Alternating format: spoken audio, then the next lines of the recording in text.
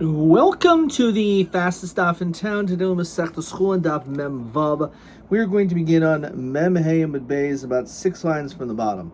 Ad Heichon Chut Hashedra. Where exactly is the Chut Hashedra? Where is the spinal column? Now, the difficulty with that is that we could already see in this picture exactly where the Chut Hashedra is. And Rashi actually elaborates over here and says that the question really is ad heichen koicha shel chut liyos behema treifa. How far do we say that this spinal column, if it would be severed, would render it treifa because it's a vital part of the animal? Says Rashi, because the psikasa chut yoitz min amayach v'hoylech al pnei kol hashedra. It says explicitly that this chut hashedra, the spinal cord, goes, and you can see it's pointing here, all the way from basically by the top of the animal. Here's the mafrekas, and it continues to go all the way to the tail. So we obviously know exactly where the chut hashedra is. Again, the question again stands exactly to what point do we say it's could be a treifa. In the back of this sefer, it further elaborates upon this topic, and it says as follows: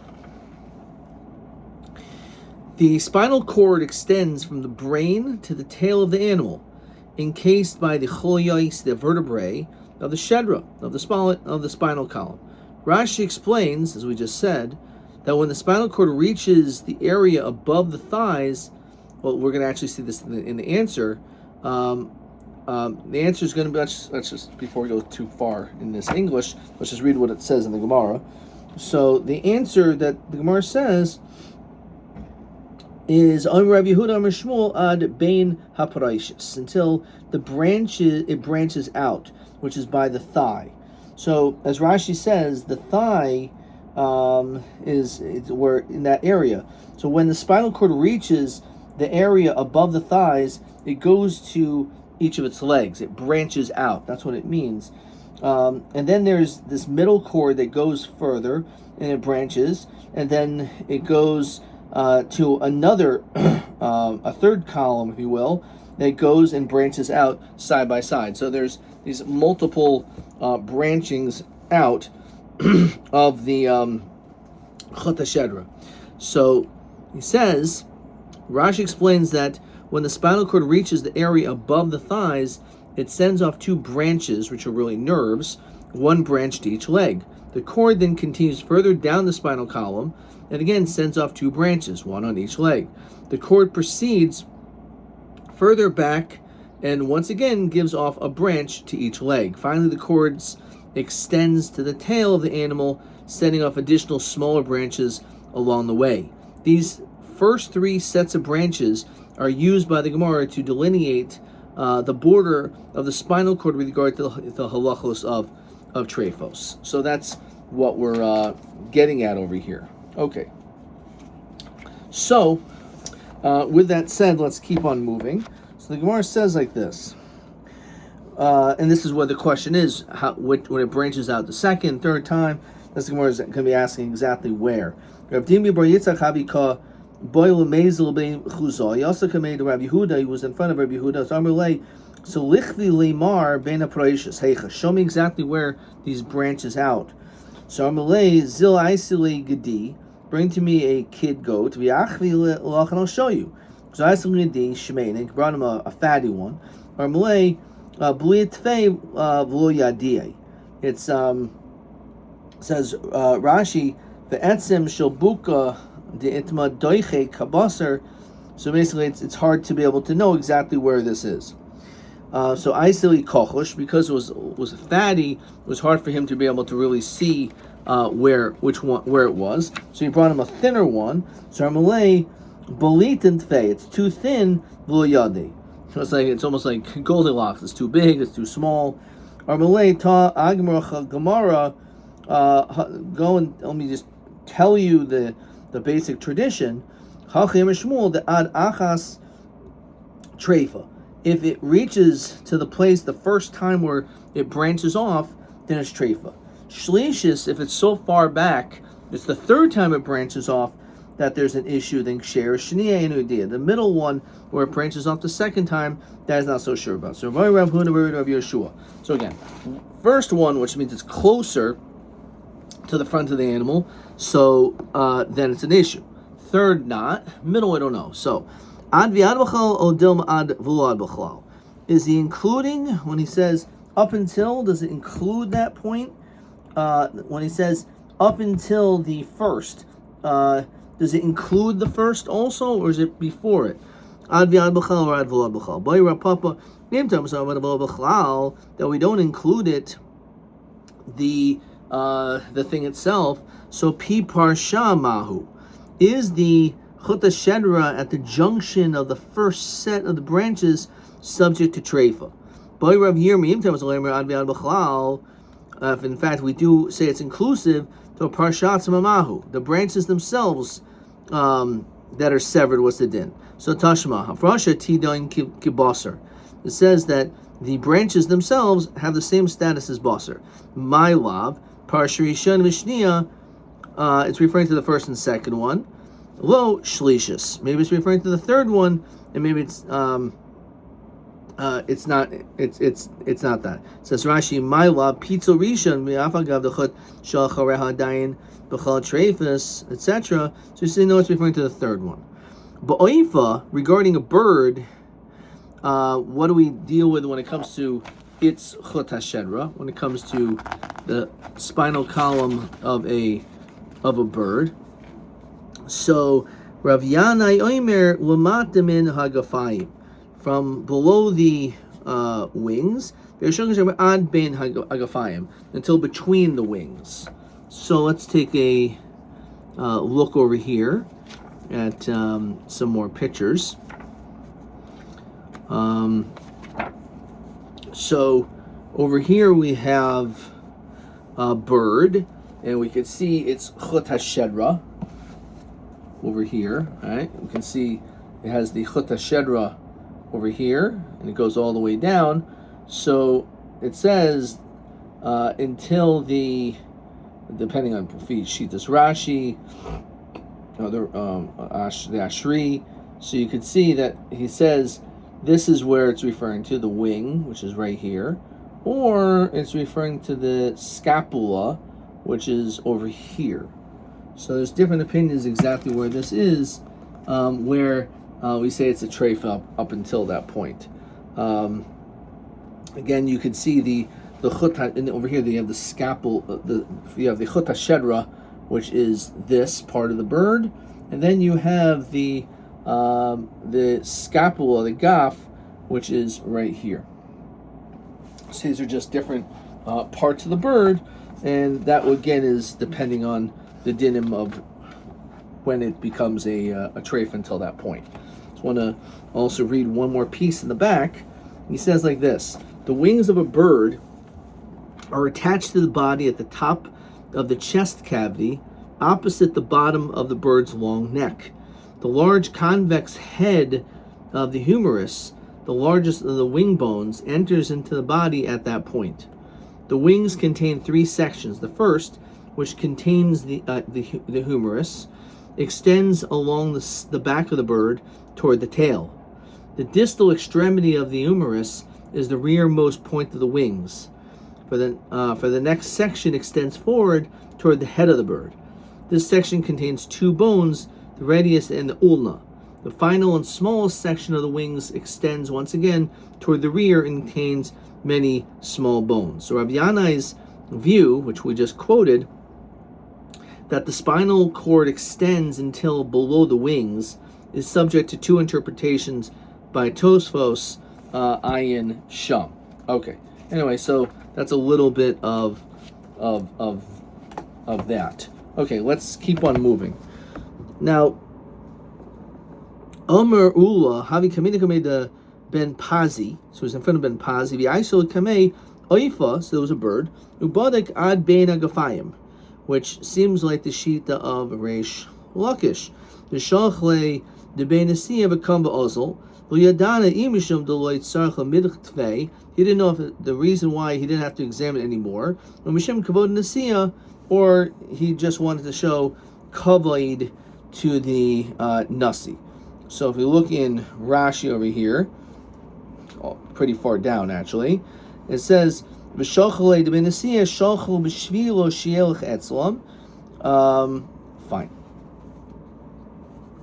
So nitl hakaved. So the next thing that our Mishnah said is if the liver is completely gone, which doesn't seem like it's a vital organ, just as long as some of it's there is enough.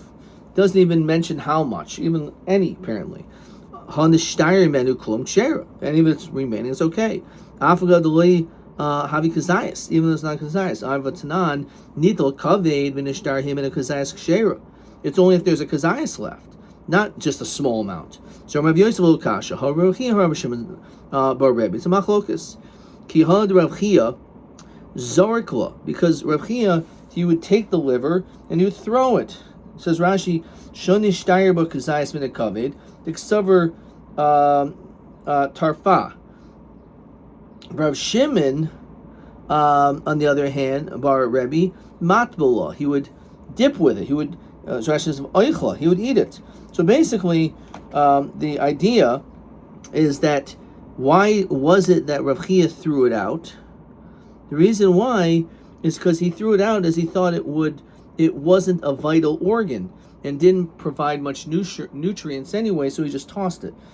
However, Rav Shimon, says Rashi, first one line, matbele, he would eat from it. Diavagav, the law of basar who ka'achale mishum baryusa. He would still eat the liver because he thought it provided health purposes. Because he said it's important because the neshama is totally boy, so it must be an important thing to eat. As it says in Masechtas Brachos, Kol nefesh meshiv nefesh. Anything which sustains life, that will also give you life. And also as writes the Shiva, someone wants to be healthy,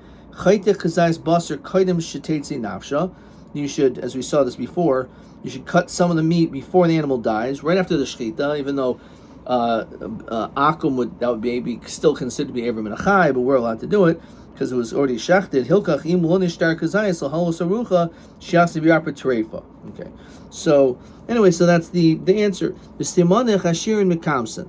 Wealthy people are more stingy and they hold on to it.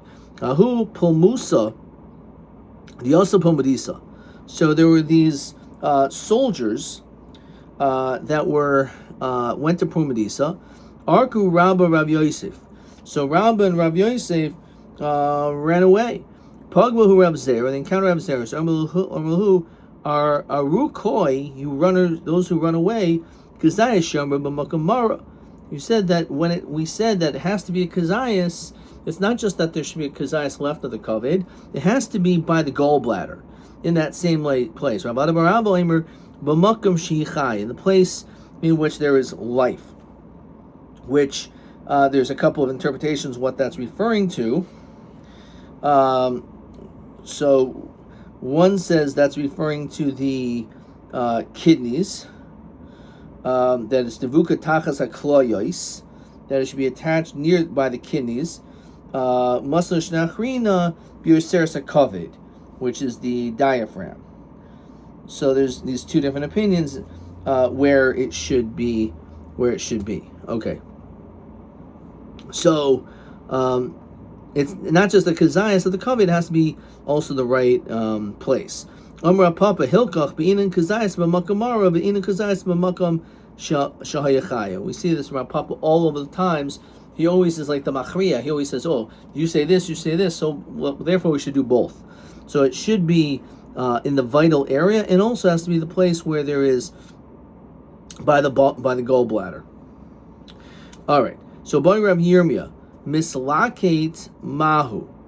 What does that mean? It says Rashi, because if you gathered up a kazayas, mislakate v'lo b'makamecha, but not in the same place, chatzik kazayas kan v'chatzik kazayas kan. Is that good enough for it to not be a treifa?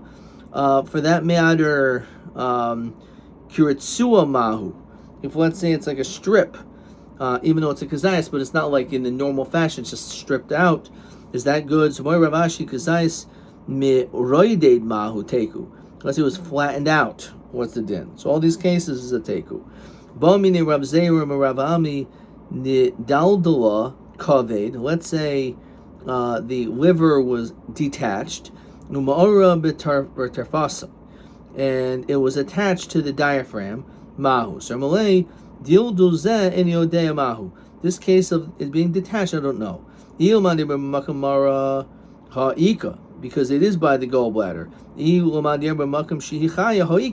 So again, this is why the one opinion says in Rashi it's referring to the gallbladder, and the other one says it's referring to the diaphragm. Okay. Fine. So that is the whole discussion, and we could look at this picture just to look at it just for a minute. We have over here on the top some of the things that we've been discussing, okay, over here. So let's take a look at what this is referring to. So this is the liver of a deer, and it says in the background are the lungs and the heart. The latter is covered by the kisalev. If the foreground, in the foreground is the simpoin hagadol shel kaved, a large blood vessel that returns blood from the hindquarters of the animal to the heart. Anyway, so these are a little bit of a diagram of what that is, and a little bit about the kaved, about the dinim of the liver. Okay. So it says in the back, it says the liver is located in the front of the abdominal cavity of the animal. It hangs from the top of the diaphragm, which is called the tirfash kaved, the thin muscle that forms a wall between the chest cavity of the animal and the abdominal cavity, which contains the liver, the spleen, the stomach. One side of the liver faces the front of the animal, pressed against the diaphragm. This is called whatever. The other side of the liver, known as whatever, fares the visceral surface, faces the rear of the animal. Rashi quotes two explanations of what's makom shichaya. One, as we said, is referring to the liver that's attached to the diaphragm. We said that was one interpretation, or possibly it's referring to the kidney. Okay, so that's a little bit about the kaved. All right, so now we're going to be getting into the lungs. Let's just make sure we don't have another question over here before we jump into this.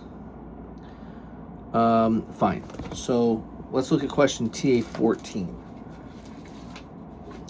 TA14 asks the following: Nitla kaved nishtar mimenu kshera mahashir shnishtayer veza makam nishtayer. Okay, it's not such a difficult question.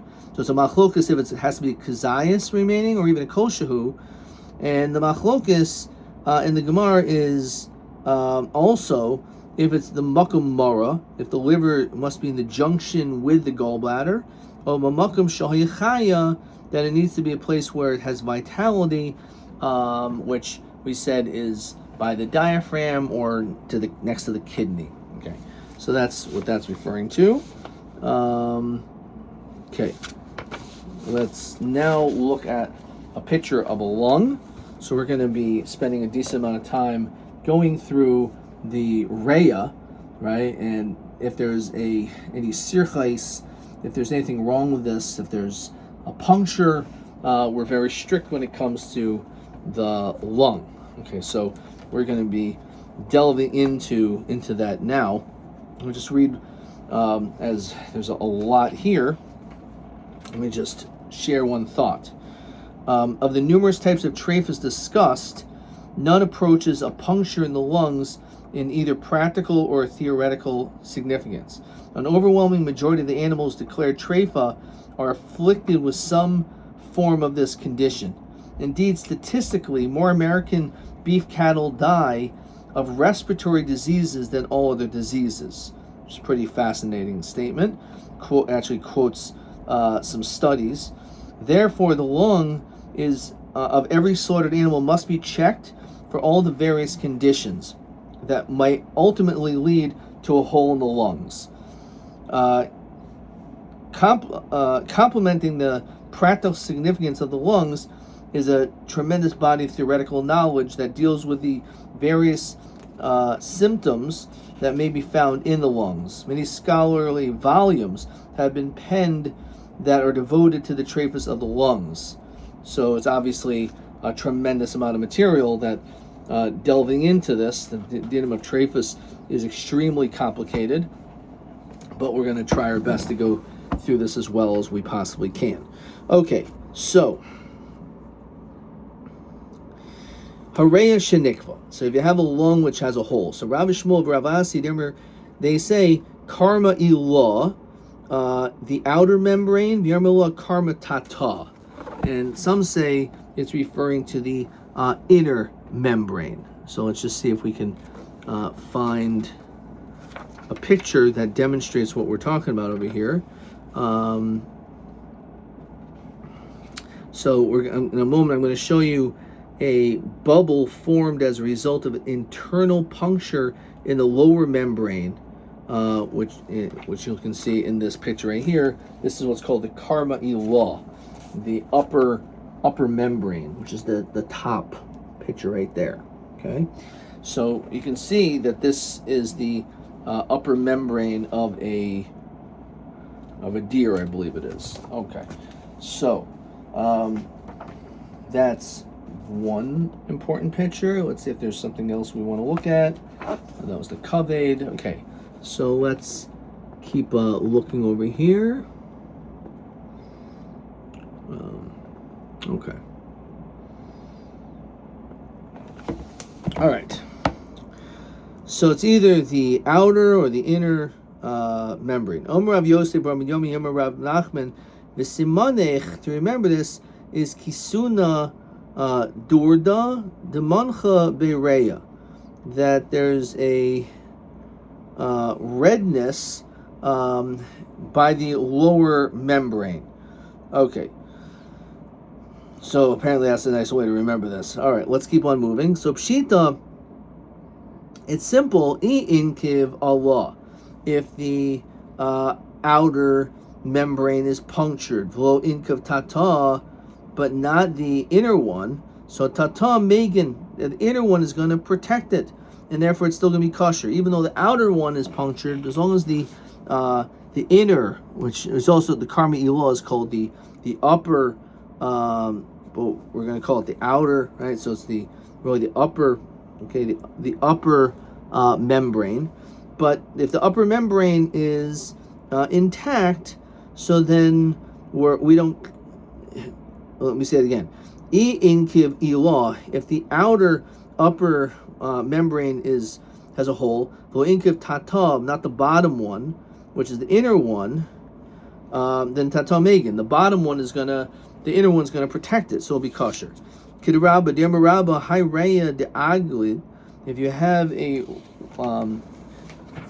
have a lung that's peeled, as we continue on with bays, kahina sumka kshera, and it's red like a rose, it's kosher. However, the question is the other way around.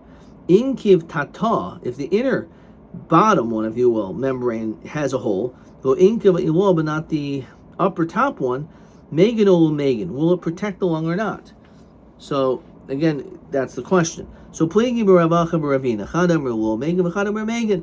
The hilchas of megan. So in other words, if there's a puncture on the outer or the inner, but not both, so then it's going to be megan. It'll be okay.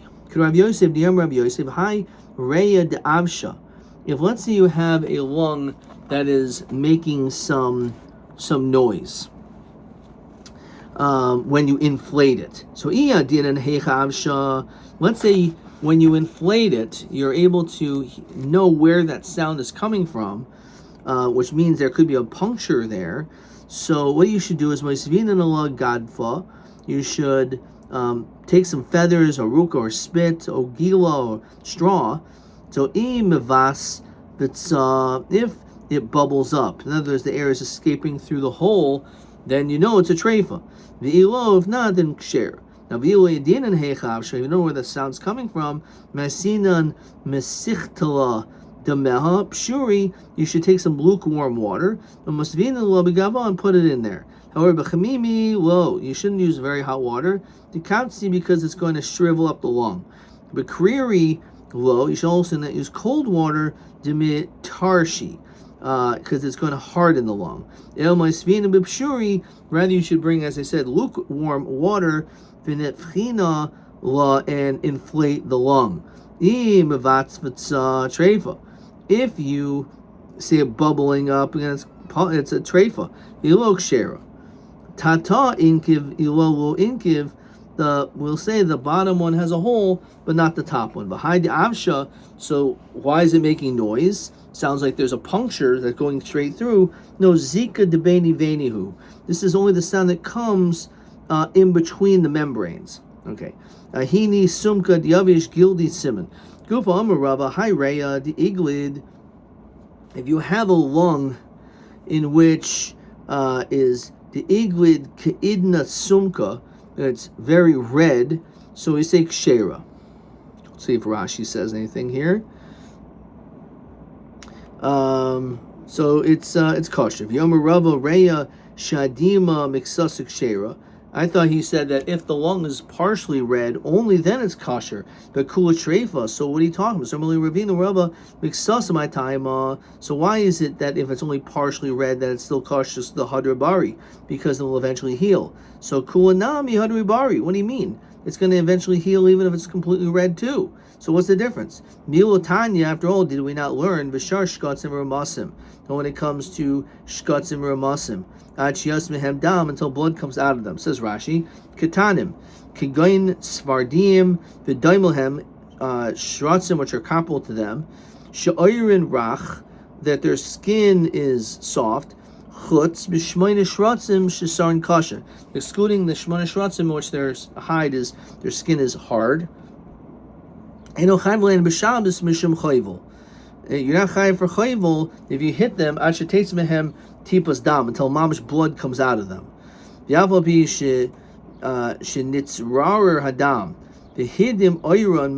even though the skin on the outside got reddened, that doesn't count as like a chabura.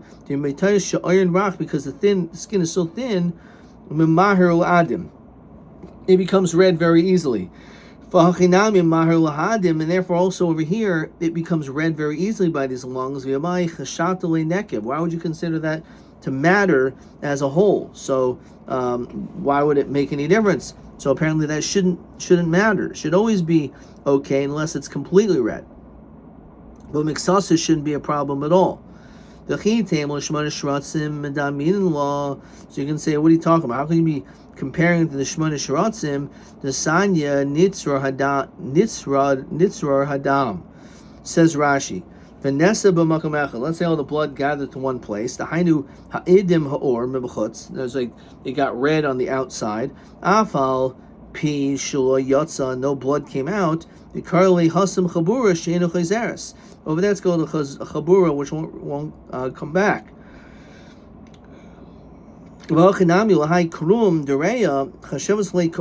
It's considered like skin.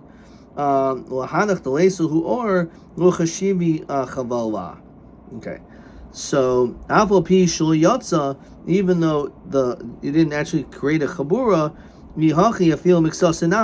so if that's the case, then we should be strict even by miksah. So why are we strict by the whole? El lo shna, it shouldn't make any difference. You have a lung that partially dried up, it's treifa.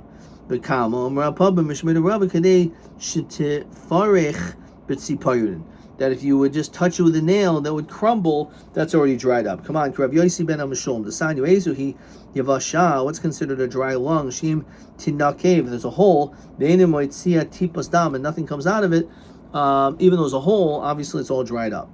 Rav Yosi ben Amishum, Yavesha, what does it mean dry? Yavsha, Kadesh, hey, Nifrechas Bitzipayrin. Again, if the nail, your fingernail can touch it, it'll crumble. Now, feel Rabbanan. Gabi oizin bechor, when it comes to a bechor, to develop a mum, the kasholet bezika luhadra bari, because of the wind, it's not going to heal. Avoreya the lo kasholet avira, because it's internal, hadra bari will heal. Yomarava high reya the kaima gildi, layers and peels, uchmi or black, chazusa kshera. So in all these cases, it is kosher. Okay, we're gonna stop there. Let's see if there's another picture looming around here. Not really, so we're not going to do that. Let's see if there's another short explanation that we could delve into regarding the lungs. So, as we said about the karma ilah, it says the upper membrane is a translucent, thin, moist membrane which envelops and adheres to the lung. The karma tata is red in color and is firmly attached to the lung. It's extremely difficult to separate it from the lung. If the lower membrane is pierced, which is right next to the lung, air enters between the two membranes, causing the upper membrane to swell. Okay, so that is a little bit of that. Okay, that's it for that. Let's maybe see another question, and we're gonna call it a day. Question 14.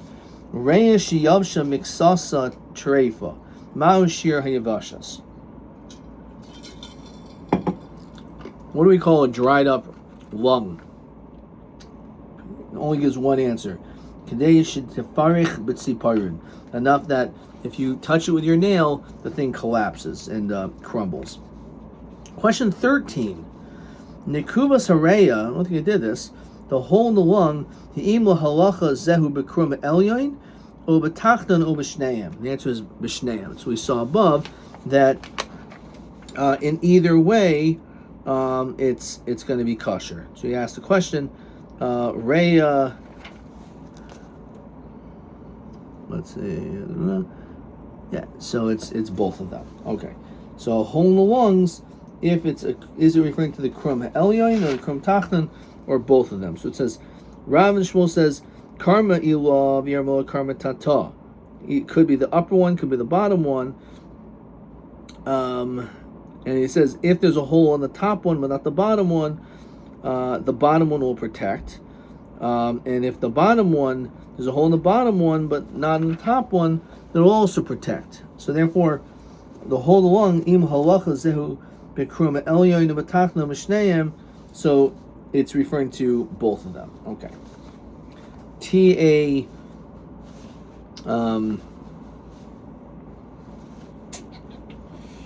14, we already did what about the kaved, and TB 17, tarti oini the sarichi lahadadi imhu treifa. I think we'll see that tomorrow. Adkan.